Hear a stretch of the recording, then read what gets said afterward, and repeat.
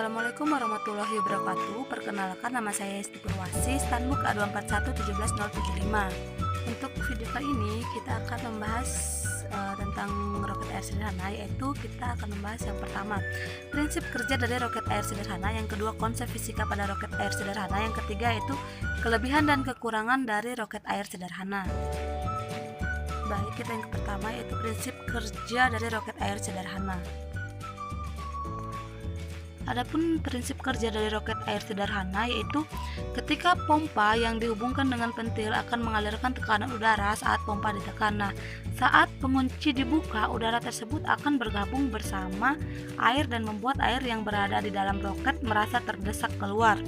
Ketika tekanan udara semakin kuat dan ruang yang ada di dalam roket sudah terasa penuh, maka aliran udara dan air tersebut akan menyembur keluar dan roket pun akan meluncur ke atas.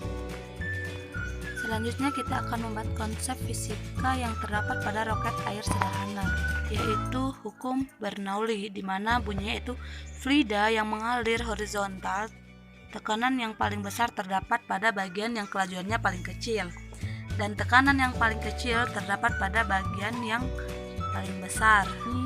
Yaitu ketika roket air diluncurkan, maka air yang didorong oleh tekanan botol akan keluar melalui lubang tutup botol aqua yang dibuka dengan kecepatan tertentu tergantung dari volume air dan tekanan udaranya, sehingga roket dapat meluncur ke atas. Yang kedua yaitu hukum kekekalan momentum, di mana jika resultan gaya yang bekerja pada benda sama dengan 0, maka momentum total sebelum tumbukan sama dengan momentum total setelah tumbukan.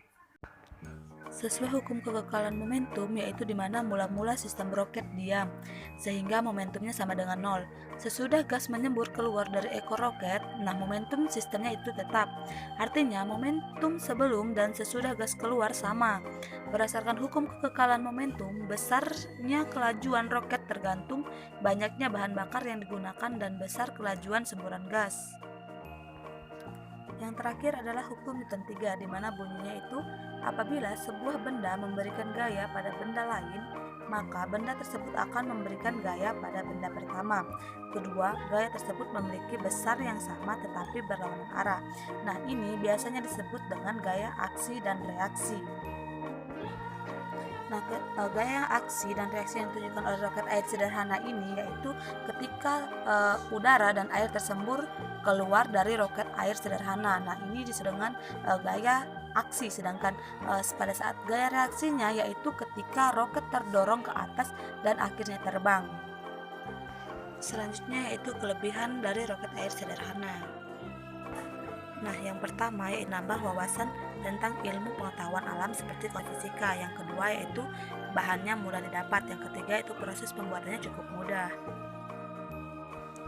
Nah, selanjutnya yaitu kelemahan dari roket air sederhana, yaitu sayap roket air itu mudah rusak karena terbuat dari kardus. Baik, itulah presentasi dari saya dan saya akhiri dengan wassalamualaikum warahmatullahi wabarakatuh.